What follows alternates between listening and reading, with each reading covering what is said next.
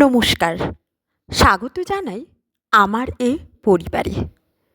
আমরা জানি বাংলা সাহিত্যের অন্ধকার যুগ বলা হয় 1200 খ্রিস্টাব্দ থেকে 1350 খ্রিস্টাব্দ পর্যন্ত সময়কালকে।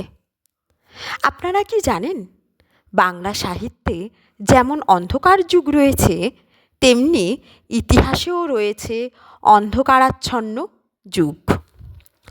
আনুমানিক 1202 খ্রিস্টাব্দে বাংলায় তুর্কি আক্রমণ ঘটে।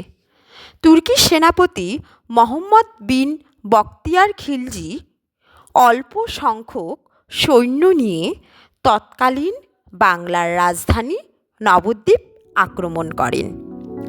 বৃদ্ধ রাজা লক্ষণ সেন তুর্কিদের অতর্কিত আক্রমণে দিশেহারা হয়ে পড়েন।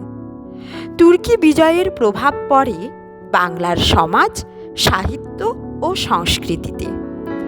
দেশের সর্বত্র তখন দেখা দেয় অরাজকতা ও অনিশ্চয়তা। তুর্কিদের হাতে ধ্বংস হয় বহু মঠ, মন্দির, বৌদ্ধ বিহার ও আরও অনেক ধর্মীয় নিদর্শন। তুর্কি আক্রমণের ফলে বাংলার সমাজ জীবনে যে অস্থিরতা ও অনিশ্চয়তা দেখা দেয় তা সাহিত্য সৃষ্টির অনুকূল ছিল না। তাই সাহিত্যের ইতিহাসে 1202 থেকে 1350 খ্রিস্টাব্দ পর্যন্ত সময়কালকে নিষ্ফলা যুগ বা অন্ধকার যুগ নামে অভিহিত করা হয়। যদিও রামাই পণ্ডিতের শূন্যপুরাণ ও হলায়ুধ মিশ্রের শেখ শুভদয়া ত্রয়োদশ শতাব্দীর প্রথম দিকের রচনা।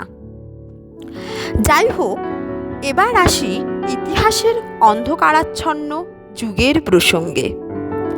কনিষ্কের পর বাশিষ্ক, হুবিষ্ক, দ্বিতীয় কনিষ্ক ও বাসুদেব যথাক্রমে সিংহাসনে বসেন।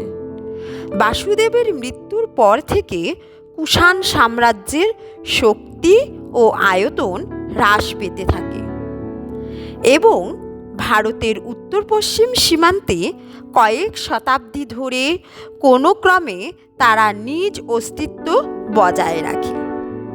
খ্রিস্টীয় নবম শতকে তাদের অস্তিত্ব একেবারে বিলুপ্ত হয়। কুষাণ যুগের অবসানে দীর্ঘ 100 বছর ধরে ভারতে রাজনৈতিক অনৈক্য, অস্থিরতা দেখা যায়। স্যার জন মার্শাল ও ভিনসেন্ট স্মিথ এই সময়কালকেই অন্ধকারাচ্ছন্ন যুগ বলে চিহ্নিত করেছেন। নমস্কার, ভালো থাকবেন সকলে।